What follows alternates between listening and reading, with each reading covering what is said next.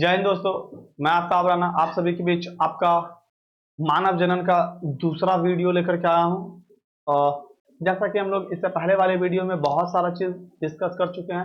हाँ, क्वेश्चन का नंबर कम होने से आप ये बिल्कुल नहीं समझिएगा कि सर क्वेश्चन का नंबर कम है, उससे कोई मतलब नहीं है। लेकिन हाँ, इतना आप ध्यान रखें कि हम जो क्वेश्चन डिस्कस करा रहे हैं वो कहीं ना कहीं इंपॉर्टेंट क्वेश्चन है। और हाँ, अभी टेस्ट पेपर जो आपका कॉलेज में हो रहा है, ठीक है, तो आपके कॉलेज में जो टेस्ट पेपर हो रहा है आई थिंक उससे क्वेश्चन आपका है भी, ठीक है। तो आप उसको देखें, आप अपने तैयारी में बिल्कुल जुड़े रहें, लगे रहें आप अपने तैयारी से। तो हम देखेंगे कि आज जो होगा हमारा यह मानव जनन का कुछ भाग दूसरा वीडियो होगा, ठीक है। तो हम लोग देखेंगे, फर्स्ट क्वेश्चन से स्टार्ट करते हैं और डिस्कस भी करेंगे। क्लियर है? तो यहाँ पे फर्स्ट क्वेश्चन आपका कह रहा है, निम्न में से कौन सा लंबवत द्विविभाजन यानी लॉन्गिट्यूडिनल बाइनरी फिजन की बात कर रहा है, करता है। तो इसका आंसर पहले आप टिक आउट करेंगे, उसके बाद क्या करेंगे कि फिर हम टिक आउट करेंगे। ओके, तो उसका आप उधर आंसर देखें जब तक के, उसके बाद फिर हम अपने तरीकों से इसका आंसर देखना चाहेंगे। तो चलिए, अब हम लोग हो गया, तो अब हम बात करते हैं आंसर का। तो इसका आंसर जो होगा, पहली बात किया है कौन सा, लंबवत का, ठीक है ना। लंबवत यानी लॉन्गिट्यूडिनल। तो हम लोग लंबवत की अगर बात करेंगे तो इसका आंसर होगा हमारा युग्लिना। देखेंगे कैसे युग्लिना होगा। युग्लिना की अगर आकृति को आप देखते हैं तो कुछ ऐसे टाइप का आपका युग्लिना होता है, ठीक है। इसमें ये दो क्या होते हैं, इसके तो लोकोमोटरी ऑर्गन होते हैं। तो ये लोकोमोटरी ऑर्गन में देखेंगे तो ठीक इससे क्या, बीच से हम लोग एक लाइन क्रॉस कर देते हैं, ठीक है ना। इसको हम लोग बोलते हैं लंबवत द्विविभाजन। तो ये हमारा किस में पाया जाता है। तो अब यहाँ पर थोड़ा सा साइड हो जा रहा है, बस आपको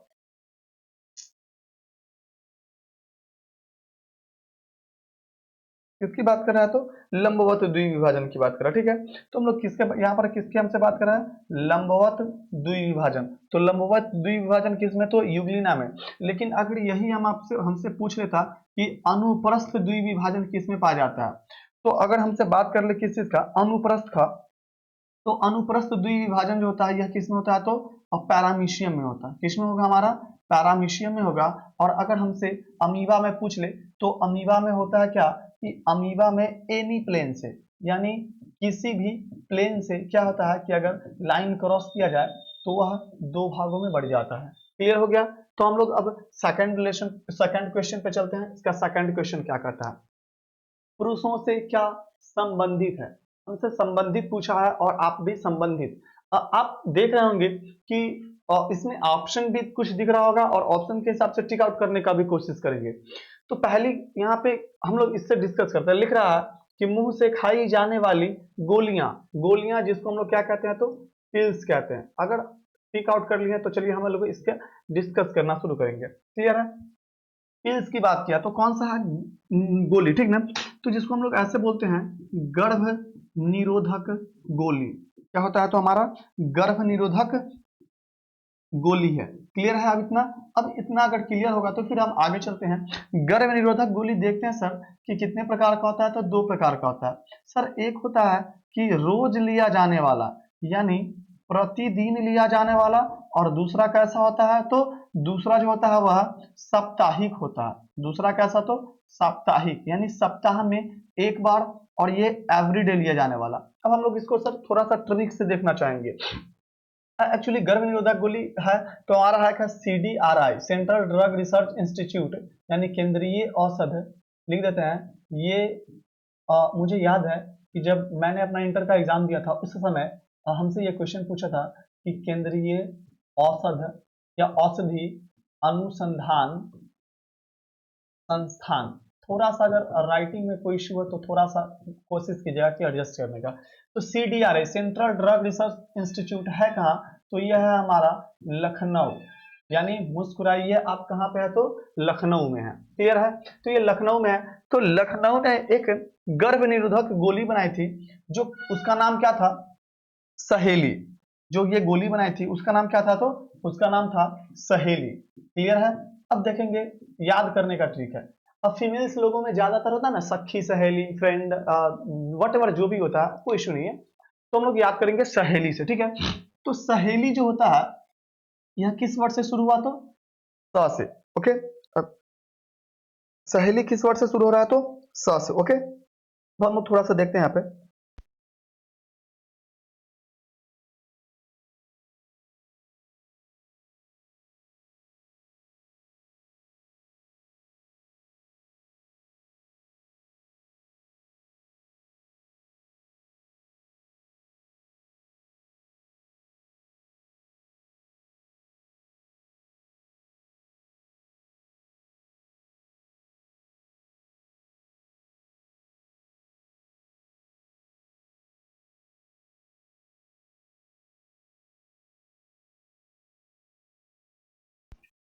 सॉरी, थोड़ा सा टाइम आपका लेने के लिए। चलिए देखने का कोशिश करेंगे इससे आगे क्या है क्या नहीं है, सबको क्लास में ही हम लोग याद करने का कोशिश करेंगे।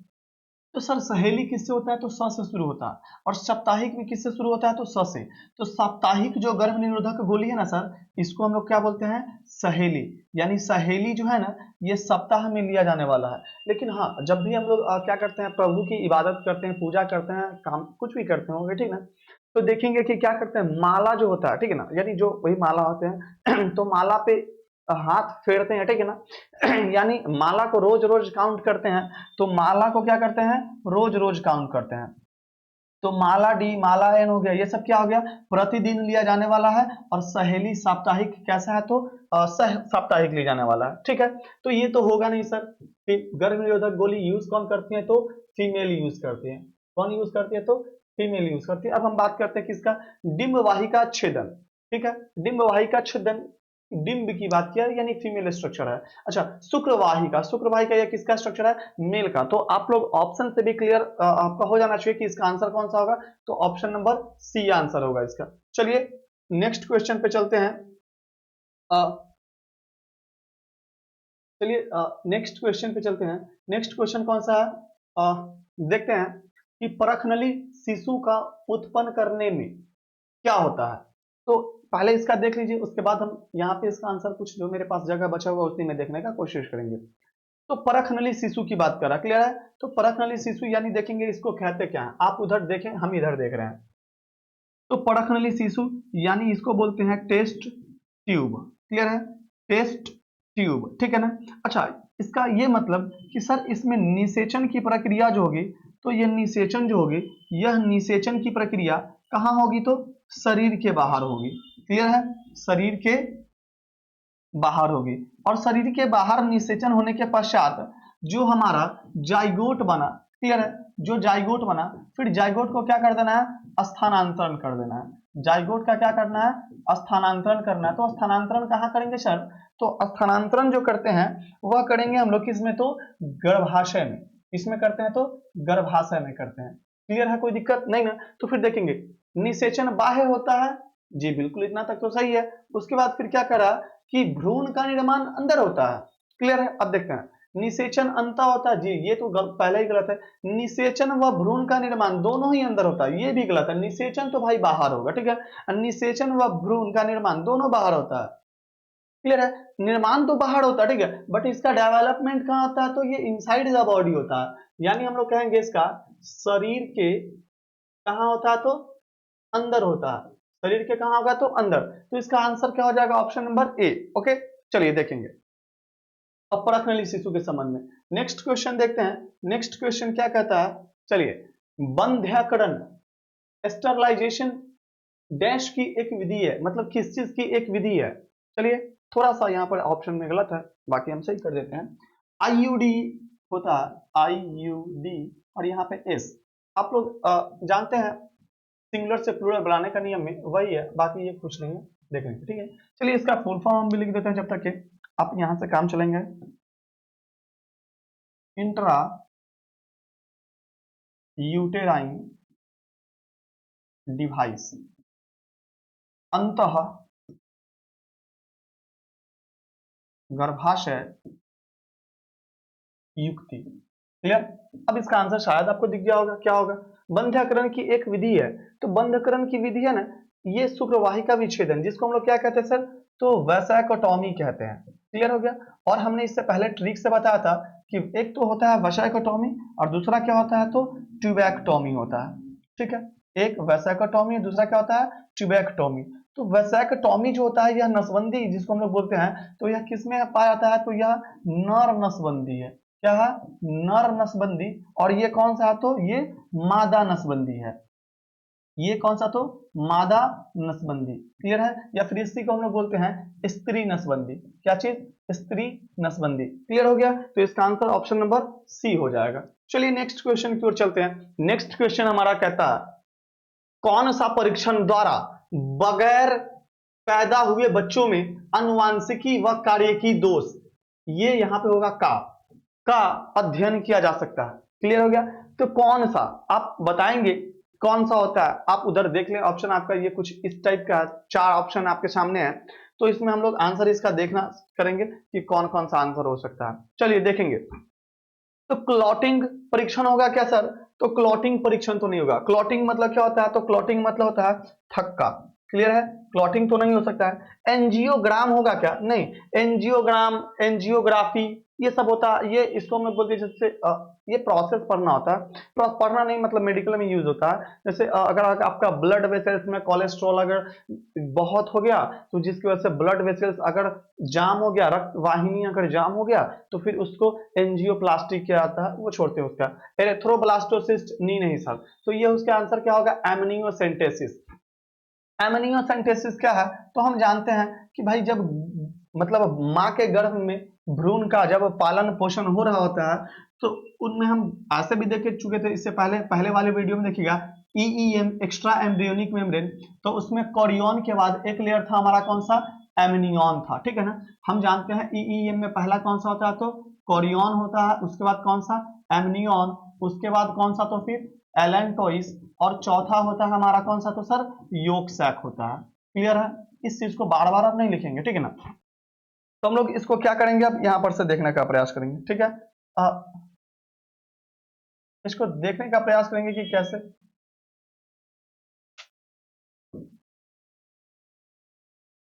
इसको हम लोग यहां से देखने का प्रयास करेंगे, ओके। तो देखेंगे एमनियन है, क्लियर है, एमनियन है, और एमनियन के बीच जो खाली जगह होगा उसको हम लोग क्या बोलेंगे? एमनियोनिक, ठीक है, एमनियोनिक कैविटी, एमनियोनिक कैविटी, एमनियोनिक क्या बोलेंगे?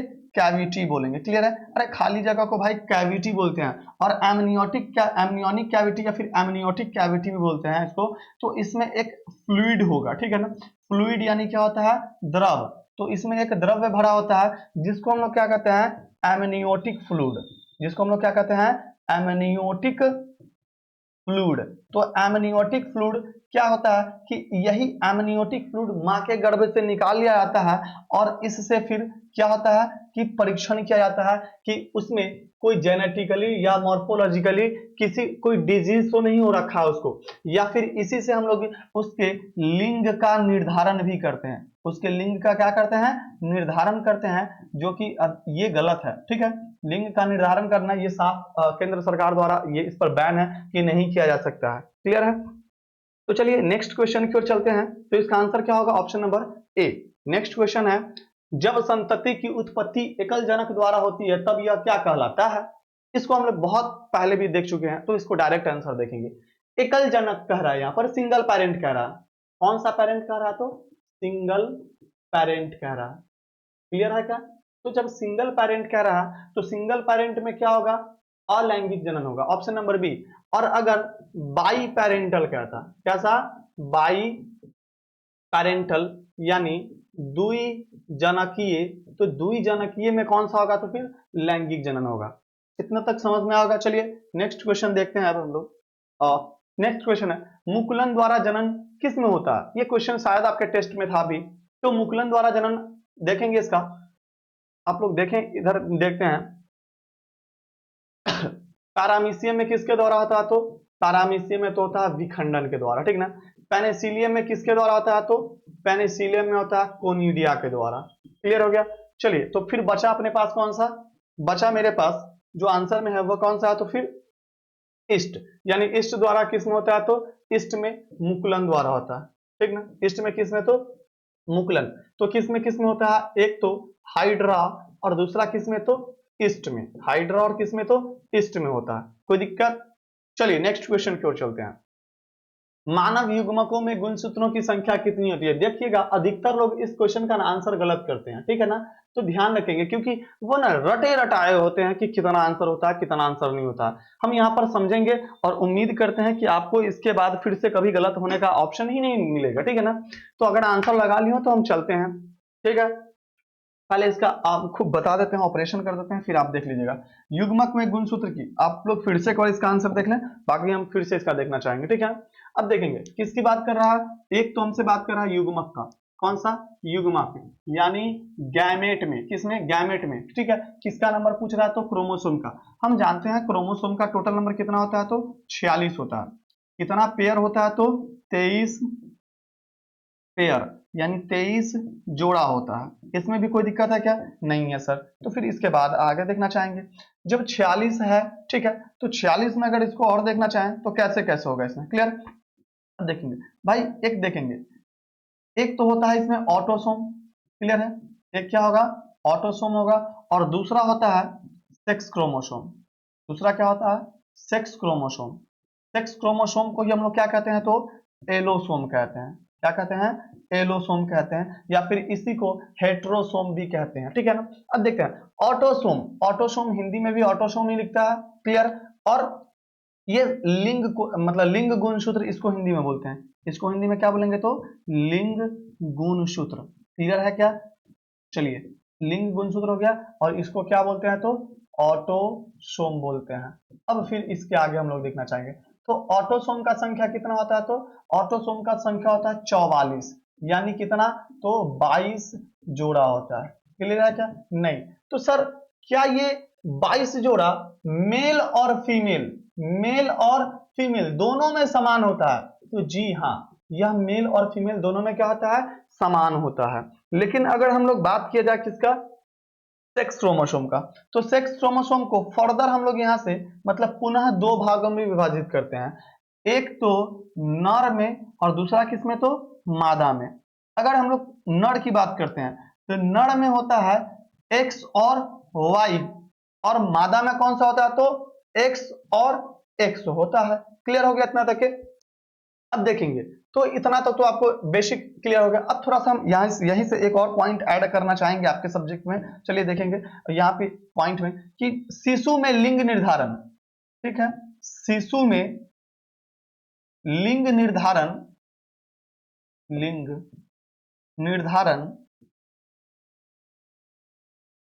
पिता के वाई गुणसूत्र पर निर्भर करता है। यह क्वेश्चन बहुतों बार पूछा जा चुका है और एग्जाम में आने की संभावना भी रहती है। समटाइम्स आपको फंसाने के लिए कहता है कि मादा के वाई गुणसूत्र पे। भैया मादा में तो वाई गुणसूत्र है ही नहीं, तो फिर आएगा कहां से? तो यह हम लोग ध्यान रखेंगे कि किसको? तो शिशु में लिंग निर्धारण पिता के वाई गुणसूत्र पर निर्भर करता है। इतना हो गया। चलिए अब इसके बाद थोड़ा सा मेरे पास यहां जगह बच गया, अब हम यहाँ पे क्लियर करना चाहेंगे। तो हम देखते हैं मानव में युग्मक अगर बन रहा है तो सर युग्मक बनता है अर्धसूत्री कोशिका विभाजन से। इसमें तो अर्धसूत्री कोशिका विभाजन से, ठीक है ना? और जब अर्धसूत्री कोशिका, अर्ध मतलब आधा, अर्ध मतलब आधा, तो 46 का आधा कितना? तो 46 का आधा 23।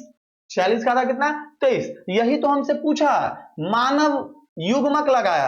अगर मान लिया जाए थोड़ा सा, ठीक है ना, कि अगर आपसे यहां पर युग्मक नहीं देता, ठीक है ना, मानव में गुणसूत्रों की संख्या, तो मानव में गुणसूत्रों की संख्या कितना आंसर लगाना पड़ता? 46। लेकिन हमसे यहां क्या पूछा है कि भाई युग्मक में गुणसूत्र की संख्या, तो युग्मक में गुणसूत्र की संख्या तो 23 होगा ना यार। चलिए देखेंगे कि क्या होगा इसका युग्मक में गुणसूत्रों की संख्या। तो युग्मक में गुणसूत्र की संख्या जो होती है वह कितना होती है? 23 होती है। क्लियर है? यानी ऑप्शन नंबर बी। चलिए नेक्स्ट क्वेश्चन की ओर चलते हैं। देखेंगे क्या है? शुक्राणु जनन का नियंत्रण, याद रखेंगे किसका हमसे पूछा है? नियंत्रण की पूछा है। तो नियंत्रण को नियंत्रण के हिसाब से देखते हैं, आंसर देखिए, बताएं जब तक आप इसका।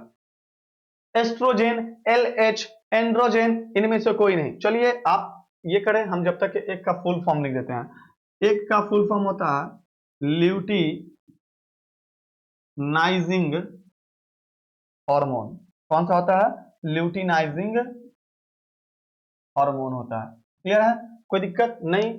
जब आप थोड़ा सा पढ़ेंगे अंतःस्रावी ग्रंथि, बाह्य स्रावी ग्रंथि, तो पता चलता है कि अंतःस्रावी ग्रंथि और क्या होता है? बाह्य स्रावी ग्रंथि। तो बाह्य स्रावी ग्रंथि से एंजाइम का सिक्रीशन होता है।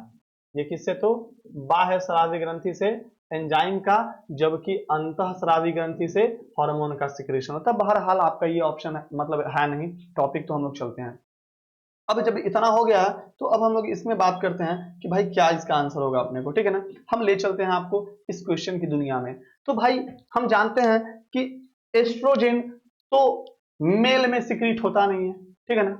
अब हमारे पास बचा कौन सा? एक तो LH और एक FSH, दोनों में से कौन सा होगा? क्लियर है? तो एंड्रो, याद रखेंगे एंड्रो मीन्स क्या होता है? मेल होता है। एंड्रो मीन्स क्या होता है? तो मेल होता है। क्लियर है? तो एंड्रोजन कैसा हार्मोन है? तो मेल हार्मोन है, ठीक ना, यानी मेल सेक्स हार्मोन है। अब देखेंगे इस एंड्रोजन में सबसे मुख्य हार्मोन जो होता है ना, उसका नाम होता है टेस्टोस्टेरोन। टेस्टोस्टेरोन हम सब इससे पहले वाले वीडियो में इसके बारे में बता चुके हैं, लेकिन फिर भी हम बता देंगे, आगे क्वेश्चन है तो उसमें चलेंगे तो वहां पे बताएंगे कौन सा आंसर होगा। तो टेस्टोस्टेरोन होगा, एंड्रोजन इसका आंसर होगा। क्लियर हो गया? चलिए नेक्स्ट क्वेश्चन की ओर चलते हैं। एक बार आप देख भी सकते हैं, चलिए हट गए, आप इसका स्क्रीनशॉट भी ले सकते हैं। चलिए नेक्स्ट क्वेश्चन की ओर चलते हैं।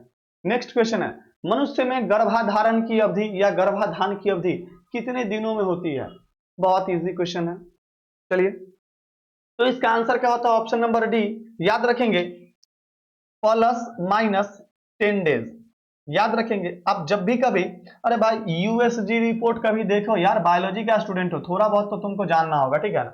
नहीं तो फिर कहेगा कि क्या फायदा है तुमको बायोलॉजी पढ़ करके, तो या कहीं से भी पढ़े हो कोई मतलब नहीं है। यूएसजी अल्ट्रासाउंड जिसको हम लोग बोलते हैं, ठीक ना, तो अल्ट्रासाउंड में रिपोर्ट में देखते होंगे जब भी फीटल कंडीशन आता है, मतलब जब कह सकते हैं कि भ्रूण का जब चेक होता है, ठीक ना, तो प्रेगनेंसी के ड्यूरिंग दौरान, तो उस समय जब होता है तो देखिएगा डॉक्टर्स के रिपोर्ट में एक टर्म ये बड़ा इजी मिलेगा, +-10 डेज, यानी 9 मंथ +-10 डेज जो होता है जेस्टेशन पीरियड होता है। क्लियर हो गया? तो यहाँ पे क्या होगा? 280। अगर नहीं होता तो सर 270 भी मेरा आंसर हो सकता था, क्योंकि अगर 280 में से 10 घटाएंगे तो 270 तो बचेगा ना। क्लियर? हाँ, लेकिन सर 270 भी है और 290 भी है, फिर भी इसका आंसर 270 ही जाएगा। चलिए नेक्स्ट क्वेश्चन देखेंगे। नर में क्या नहीं होता है? इस पे ध्यान रखेंगे, नहीं होता है।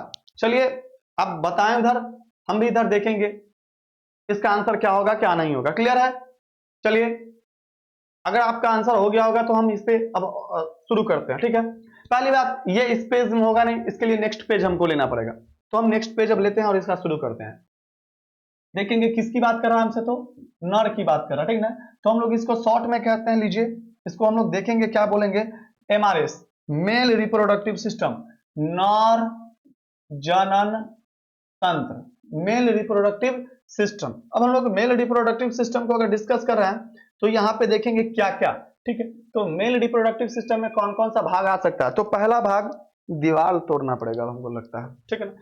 नॉन रिप्रोडक्टिव सिस्टम में देखेंगे कि क्या क्या करना पड़ेगा, ठीक ना। तो एक तो होता है प्राथमिक लैंगिक अंग। कौन सा लैंगिक अंग? प्राथमिक लैंगिक अंग।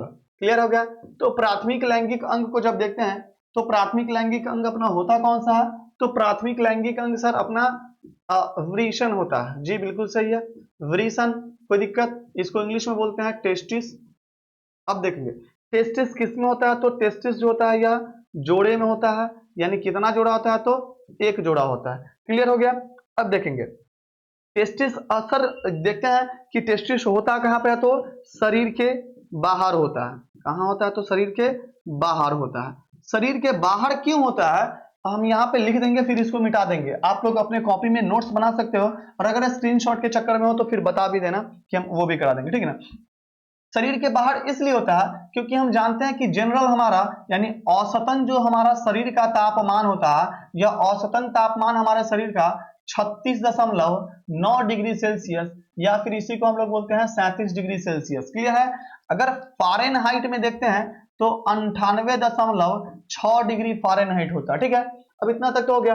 हम जानते हैं कि शुक्राणु का निर्माण जो होता है ना, वह शुक्राणु का निर्माण कम तापमान पे होता है, यानी बात करें तो करीब 34 से 35 डिग्री सेल्सियस पे शुक्राणु का निर्माण होता है।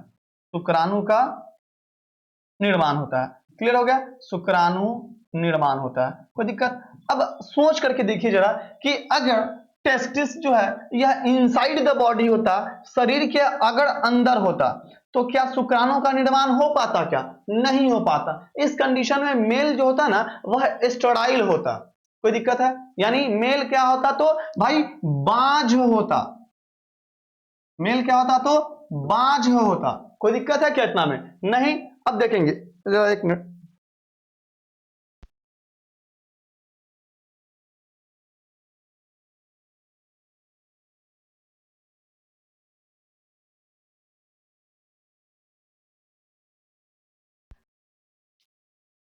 चलिए हम देखते हैं, एक मिनट बस, आप लोग टेंशन ना ले, स्क्रीनशॉट ले ले तो आ जाए।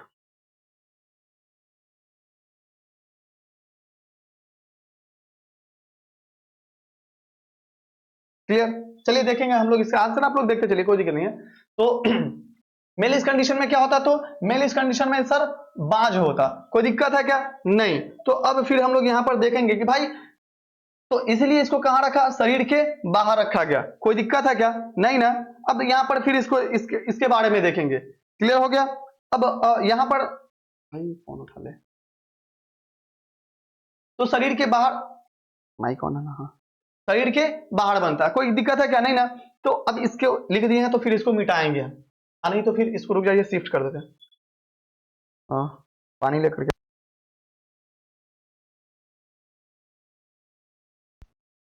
तो इस कंडीशन में क्या होता कि मेल इस कंडीशन में स्टेराइल होता, ठीक है। अब रुक जाइए, इसको छोटा कर, चलिए। मेल इस कंडीशन में क्या होता है, तो सर बांझ होता, ठीक है। अब यहां पर देखते हैं, इसलिए शुक्राणु को क्या रखा है, शरीर के बाहर। तो फिर यहां देखेंगे कि शुक्राणु, मतलब सॉरी, वृषण को कहां रखा गया, तो शरीर के बाहर रखा गया। क्लियर? तो मतलब वृषण जो होता है, जिस थैलीनुमा संरचना के अंदर बंद रहता है, तो इस थैलीनुमा संरचना को हम लोग बोलते हैं वृषण कोश। क्या बोलते हैं? वृषण कोश। इंग्लिश में इसी को बोलते हैं स्क्रोटम। क्या बोलते हैं? स्क्रोटम। और एनसीईआरटी का डाटा है कि स्क्रोटम जो होता है, यह क्या करता है, शरीर के बाहर इसलिए होता है क्योंकि 2 से 2.5 डिग्री सेल्सियस तापमान क्या होता है, कम। अरे नीचे तीर का मतलब होता है कम, डिक्रीज, ठीक है। तो क्या होता है, कम होता है। क्लियर हो गया? तो ये तो प्राथमिक हो गया। अब इसको एक बार स्क्रीनशॉट ले लीजिए, क्योंकि उस वाला सेक्शन को हमको मिटाना पड़ेगा। हो गया होगा? चलिए अब उसको मिटाना चाहेंगे हम। क्लियर?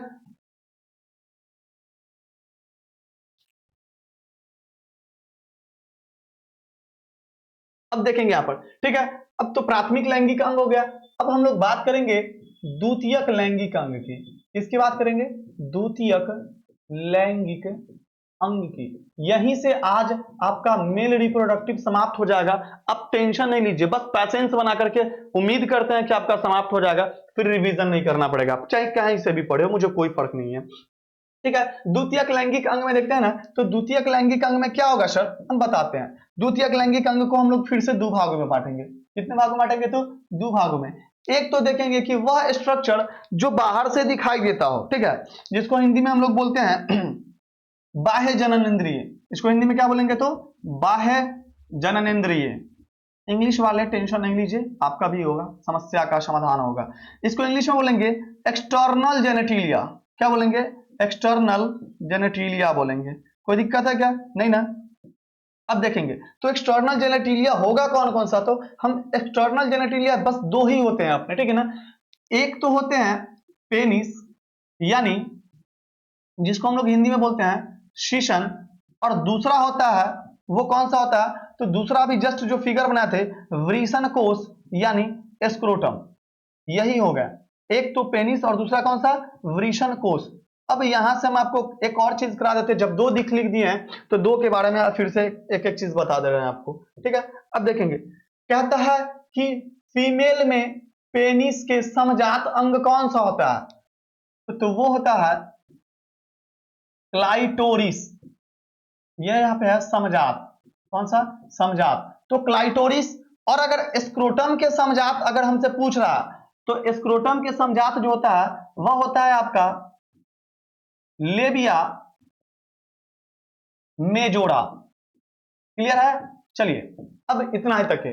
अब हम लोग बात करते हैं, एक तो हो गया एक्सटर्नल जेनेटिलिया, और हम लोग इसमें और एक बात करेंगे कौन सा, तो सर कुछ सहायक ग्रंथि की बात कर लें। किसकी बात कर ले, सहायक ग्रंथि। एक और पार्ट होगा जो इसमें हम नहीं लिख सकते हैं, नेक्स्ट पेज में समझा देंगे। ऐसे वही होता है हमारा पाथवे ऑफ सीमेन सॉरी, कौन सा होता है, सहायक ग्रंथि। तो सहायक ग्रंथि सर इसमें कितनी होंगी, तो सहायक ग्रंथियों की संख्या जो होंगी, हम इसकी बात कर लेते हैं। एक तो होता है प्रोस्टेट ग्रंथि। कौन सा, प्रोस्टेट ग्रंथि। याद रखिएगा, मनुष्यों में पाया जाने वाला सबसे ज्यादा कैंसर कौन सा कैंसर होता है, तो प्रोस्टेट कैंसर होता है। दूसरा सर होता है वो कौन सा है, बल्बो यूरेथ्रल ग्लैंड, कोई दिक्कत है? कौन सा? Bulbo urethral gland. और तीसरा कौन सा होता है? तो काउपर ग्रंथि। तीसरा कौन सा? काउपर ग्रंथि। कोई दिक्कत है यहां से? नहीं। अब इसको एक बार आप स्क्रीनशॉट ले लें, क्योंकि फिर से इसको छोटा करके इसी में बना दे रहे हैं। इतना तक तो हो गया। चलिए रुक जाइए, इसको एडजस्ट करने दीजिए भाई, एडजस्ट हो जाना बस तू। चलिए भाई एडजस्ट हो जा। चलिए अब पूरा को एडजस्ट करते हैं फिर से, ठीक है।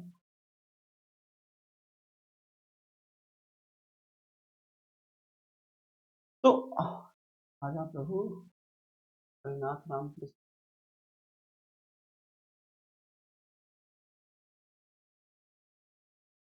रुक जाओ आप लोग घबराना नहीं, बस आप ही लोग के लिए चल रहा है।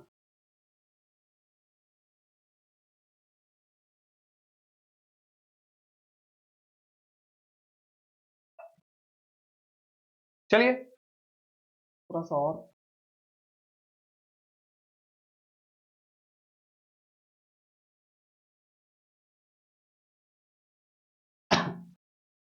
चलिए इतना तक हो गया होगा।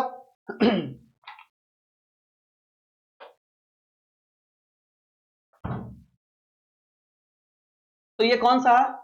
अरे भाव, देखो कहा हो गया रे। क्लियर? तो ये किसका हो गया? सहायक ग्रंथि। चलिए तीसरा एक और हम लोग लेते हैं। तीसरा क्या होता है भाई? ग्रंथि है तो नली भी तो होगी ना। ग्रंथि है तो क्या होगी? नली होगी। तो हम लोग बात करते हैं, किसकी बात करते हैं? तो सहायक नली की बात करते हैं। किसकी बात करेंगे? सहायक नली। कौन कौन सा नली? तो इसका पहली बात याद रखिए, इसको हम लोग पाथवे ऑफ सीमेन, यानी सीमेन बॉडी में बनता है तो फिर कैसे कैसे बॉडी के बाहर डिस्चार्ज होता है उसका। तो आप लोग ना इसका नाम लिखते चलेंगे, क्योंकि इस पेज में हमको नहीं लगता कि पॉसिबल हो सकता है यार सब कुछ को एडजस्ट करना, ठीक है ना। तो चलिए फिर भी कोशिश करेंगे हम लोग। पहला नाम होगा सेमिनिफेरस ट्यूबुल्स। सेमिनिफेरस ट्यूबुल्स में शुक्राणु निर्माण हो गया। उसके बाद क्या बनेगा? तो उसके बाद आएगा किससे? ट्यूबुलाई रेक्टी। उसके बाद कौन सा होगा? रेटे टेस्टिस। रेटे टेस्टिस के बाद कौन सा होगा? वास इफ्रेंसिया। याद रखेंगे, एक होता है डिफरेंशिया, एक होता है इफ्रेंसिया। याद करने का ये ट्रिक है, ठीक है ना। वास इफ्रेंसिया। उसके बाद कौन सा? इपी डिडाइमिस। ये हम बहुत महत्वपूर्ण हो जाएगा, इसके बारे में भी बताएंगे, ठीक है ना। इसको अगर लिख लेंगे ना, तो इसको लिखने के बाद एक चीज करेंगे कि भाई इस पे ना तुम ना स्टार लगा देना। क्लियर हो गया? इसको लिखने के बाद ना इसमें तुम स्टार, मतलब लो भाई फिर से जब पेंटे करना है बढ़िया से पेंट कर देते हैं, ठीक। इसमें क्या करेंगे हम लोग? इसको ना हाईलाइट कर लीजिएगा। क्लियर है? अपने पास तो है तो चलो कर लिए, आप लोग भी हाईलाइट कर लीजिएगा। क्लियर? एपिडिडाइमिस। एपिडिडाइमिस के बाद कौन होगा? तो एपिडिडाइमिस के बाद बात कर लेते हैं कौन सा हो सकता है। एपिडिडाइमिस के बाद बात करते हैं कौन सा होगा? तो वास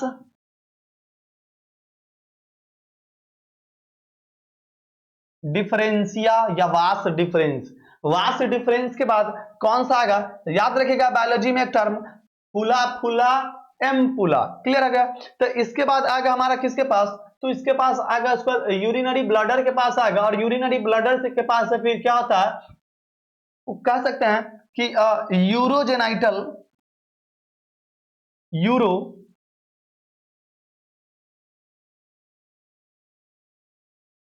जेनाइटल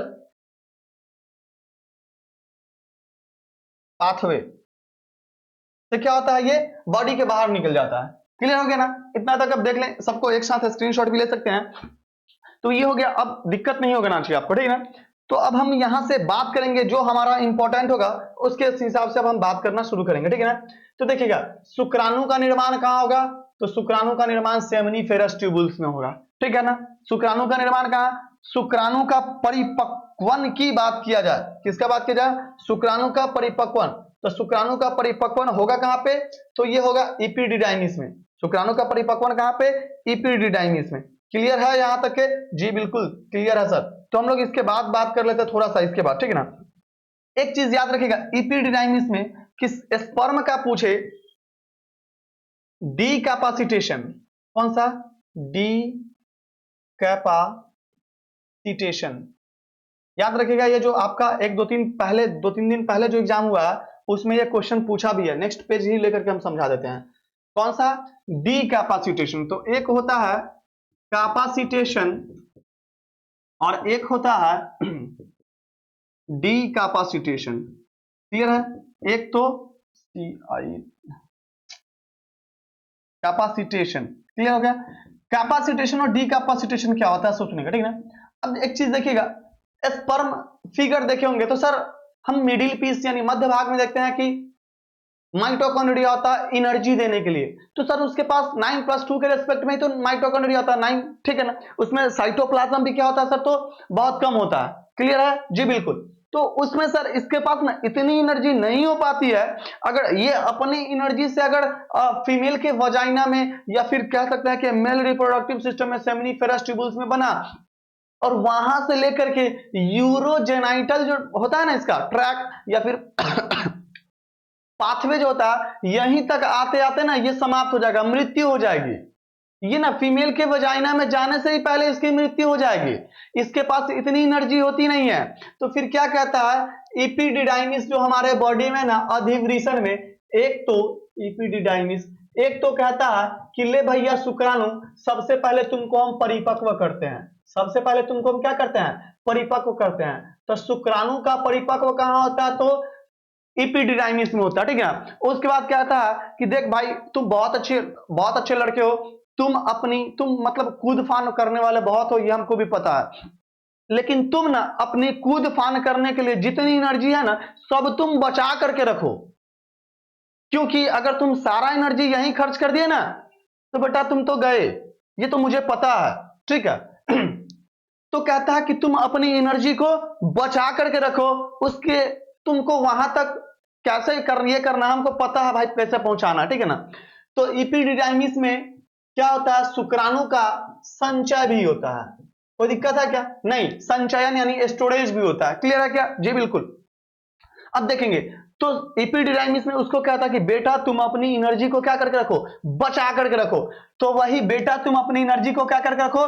बचा करके रखो। यानी शुक्राणु को जबरदस्ती डीकैपेसिटेट कर देता है, मतलब डीकैपेसिटेट कर देता है, यानी उसकी एनर्जी को बचाने के लिए उसको कह सकते हैं थोड़ा देर उसको रेस्ट दे देता है, ठीक ना। तो यही क्वेश्चन पूछा जाता है, ये नीट का भी क्वेश्चन पूछा गया था, ठीक ना, कि स्पर्म का डीकैपेसिटेशन कहां होता है? तो उसकी डीकैपेसिटेशन की बात कर ले तो डीकैपेसिटेशन तो भैया इपिडिडाइमिस में हो गया डीकैपेसिटेशन। तो क्या सर फिर इसका कैपेसिटेशन कहां होगा? यार वो भी होगा। ये आप 2-3 दिन पहले जो एग्जाम हुआ ना उसका भी क्वेश्चन है, टेंशन मत लो। आप लोग वहां तब अंदाज मारे होंगे, नहीं तो फिर गूगल बाबा का सहारा लेकर के मारे होंगे, नहीं तो फिर सर पढ़ा भी दिए होंगे। हम ये तो नहीं कह रहे कि सब कुछ हम यही पढ़ा रहे हैं, नहीं सर पढ़ाएंगे। तो कैपेसिटेशन कहां होता है? तो कैपेसिटेशन जो होता है वह फीमेल के कहां होता है? वेजाइना में होता है, यानी योनि में होता है। कोई दिक्कत है क्या? नहीं, यानी योनि से फिर यह अपने एनर्जी से क्या होता है कि जाता है। क्लियर हो गया? तो ये कैपेसिटेशन डीकैपेसिटेशन का टर्म आई थिंक समझ में आ गया होगा, ये भी समझ में आ गया होगा। तो चलिए अब नेक्स्ट क्वेश्चन पे ही चला जाए। इसका आंसर तो हो ही गया होगा भाई। नर में क्या नहीं होता? बल्बो यूरेथ्रल भी होता है, ठीक है, प्रोस्टेट भी होता है, काउपर भी होता है, लेकिन बार्थोलिन ग्लैंड जो होता है ना, ये बार्थोलिन ग्लैंड जो होता है यह फीमेल में होता है। क्लियर हो गया? चलिए नेक्स्ट क्वेश्चन की ओर चलते हैं। ये सारा जो है ना बोर्ड पीडीएफ जो है वह बोर्ड पीडीएफ आपके टेलीग्राम चैनल पे मिल जाएगा, टॉपर्स एकेडमी पे। ये लास्ट हम वाला पोर्शन दिखा देंगे, तब तक के इस क्वेश्चन को आप सॉल्व कीजिए। आप इसको सॉल्व कीजिए। चलिए, फीमेल क्या रहा? ह्यूमन के फीमेल में भ्रूण में किस प्रकार का क्लीवेज, क्लीवेज मतलब विदलन, पहला क्वेश्चन करा चुके हैं। इसका आंसर होता है होलोब्लास्टिक एवं समान। चलिए नेक्स्ट क्वेश्चन की ओर चलते हैं। फॉलिकल्स का फटना तथा ओवा का बाहर निकलना क्या कहलाता है? आप जानते हैं इसके बारे में। जी सर हम जानते हैं, तो इसका आंसर सर आपके सामने तो यार टक से आंसर निकल गया होगा, देखते ही सब आंसर निकलने वाला है। ओव्यूलेशन, इसके बारे में हम 2-3 पॉइंट समझाना चाहेंगे, ठीक है ना। अगर आपको प्रॉब्लम ना हो तो हम समझा दे रहे हैं, बाकी तो आप फिर बादशाह हैं ही, ठीक है। फॉलिकल का फटना तथा ओवा का बनना। तो सर ओव्यूलेशन जो होता है इसको हिंदी में बोलते हैं अंडोत्सर्ग। क्या बोलते हैं? अंडोत्सर्ग। क्लियर हो गया। अंडोत्सर्ग का परिभाषा हम नहीं लिख रहे हैं, बाकी आप खुद लिख लीजिएगा। अंडाशय से, अंडाशय से किसका निकलना? तो अंडाणु का निकलना, अंडाशय से अंडाणु का निकलना, ठीक ना। रिलीजिंग ऑफ ओवा फ्रॉम ओवरी। क्लियर। अब देखेंगे तो अंडोत्सर्ग होता कितने दिन है सर, कौन सा दिन? तो किताब मेंशन करता है 12वें से 14वें दिन होता है। बहुत अच्छी बात है। तो इस दिन सर क्या होता है पता? बॉडी में ना एक हार्मोन बढ़ जाता है जी। तो वो हार्मोन कौन सा होता है? जिसका नाम होता है LH। इसका फुल फॉर्म हम लिख चुके हैं। ल्यूटिनाइजिंग हार्मोन का सिक्रेशन अचानक बढ़ जाता है, जिसके कारण क्या होता है? ग्राफियन फॉलिकल यानी टर्सरी फॉलिकल जो होता है, ग्राफियन पुटिका फट जाता है, और ग्राफियन पुटिका फट जाने के बाद उसमें से निकल जाता है। यानी ये कौन सा फॉलिकल होता है? तो इसको हम लोग बोलते हैं ग्राफियन पुटिका। एक्चुअली भाई साहब का नाम ही था RB ग्राफ, इसलिए ग्राफियन फॉलिकल, या इसको हम लोग ना टर्सियरी टेरिटेरी टर्सियरी फॉलिकल भी कहते हैं। क्लियर हो गया। तो टर्सियरी फॉलिकल, RB ग्राफ, इतना तक तो कोई दिक्कत नहीं होना चाहिए सर। जी बिल्कुल सर, पक्का क्लियर है श्योर। तो चलिए कमेंट में जरूर कीजिएगा कि सर आज का क्लास बहुत मजा आया, अगर सच में मजा आया होगा तो LH हार्मोन, जी बिल्कुल सर। तो एक क्वेश्चन यहीं से करा दे, मेरा मन है यार करा देने का, सुन लो यहां से, ठीक है सर। अगर फॉलिकल से, ठीक है, ओवा अगर बाहर निकल गया तो वो फॉलिकल जो होता है ना, पता है हम कलर दिखेगा नहीं आपको बाय द वे, लेकिन फिर भी हम लिख देते हैं यहां से, ठीक ना। कलर जो होता है ना, ये सर किस कलर का होता है पता? पीले कलर का हो जाता है। किस कलर का हो जाएगा? पीले कलर का हो जाता है, ठीक है। तो पीला को हम लोग इंग्लिश में बोलते हैं, ऐसे बताएं, ल्यूटियम। क्या बोलते हैं? ल्यूटियम। कोई दिक्कत है? नहीं ना। और ल्यूटियम हो गया तो फिर ये बॉडी जो है ना, बॉडी के लिए यूज करते हैं, बॉडी को हम लोग बोलते हैं कॉर्पस। बॉडी को क्या बोलते हैं? कॉर्पस। तो सर फॉलिकल निकल गया, अगर फॉलिकल निकल गया तो ये ग्राफियन फॉलिकल किस में बदल जाएगा?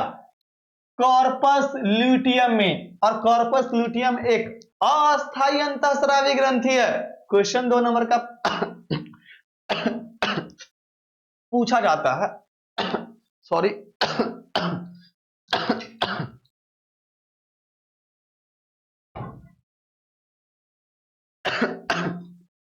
तो चलिए अब इसके बारे में कुछ क्वेश्चन और एक और है, चलिए फिर कभी समझा देंगे कि ये कॉर्पस ल्यूटियम जो है ना, ये भी फिर बाद में ना ये उजला कलर में बदल जाता है। चलो छोड़ो यार, अब आगे भी देखो। चलिए, किससे विकसित शुक्राणु को पोषण मिलता है? क्लियर। आप देखें, बाकी हम इसका फिर से देखेंगे। आप उसका आंसर देखें, हम इधर देख रहे हैं। ये पहले वाले वीडियो में डिस्कस करा चुके हैं, इसलिए हम ज्यादा नहीं बताएंगे इसमें, करेंगे और यहां से निकलने का कोशिश करेंगे, यानी इस क्वेश्चन से। ऐसा नहीं सोचे कि यहां से निकलने की बात करें सर, नहीं बिल्कुल नहीं।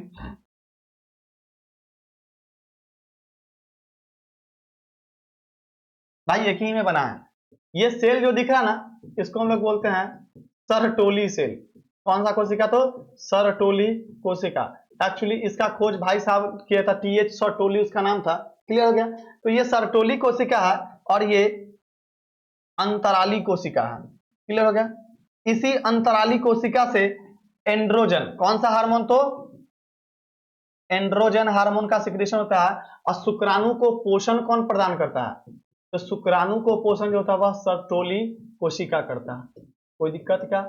नहीं सर। चलिए नेक्स्ट क्वेश्चन। वृषण थैली किससे संबंधित होती है? भाई नाम से ही पता चल रहा है यार। चलो छोड़ो, ये सब क्वेश्चन को क्या डिस्कस करा, वृषण से।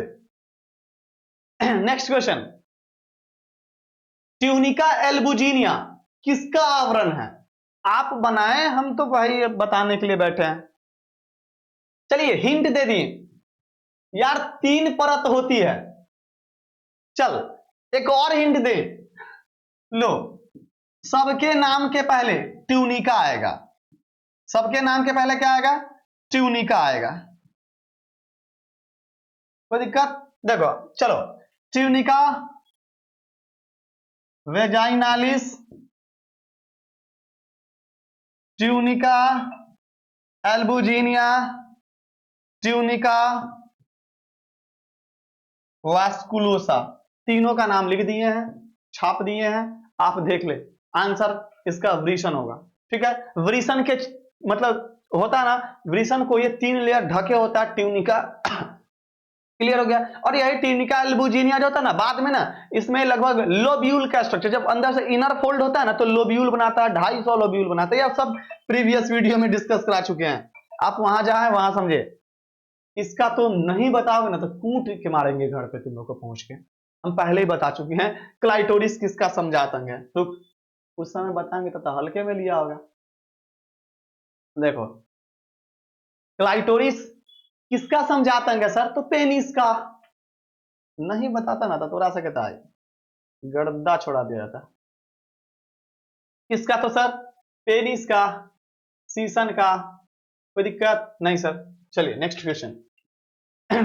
फर्टिलाइजिंग प्रोटीन कहां पाया जाता है? एक चीज सोच के देखो, मेल रिप्रोडक्टिव सिस्टम में वृषण में शुक्राणु का निर्माण हुआ, सेमिनिफेरस ट्यूबुल्स निर्माण किया, रेटे testis ट्यूबुला इरेक्टाई vas efferentia vas deferentia epididymis ampulla ejaculatory duct urogenital duct, इतना चीज से क्रॉस करके आने के बाद फीमेल के वेजाइना में गया। अब जब पहुंचा तो उसको क्या पता कि कहां जाना है? क्या उसको हम लोग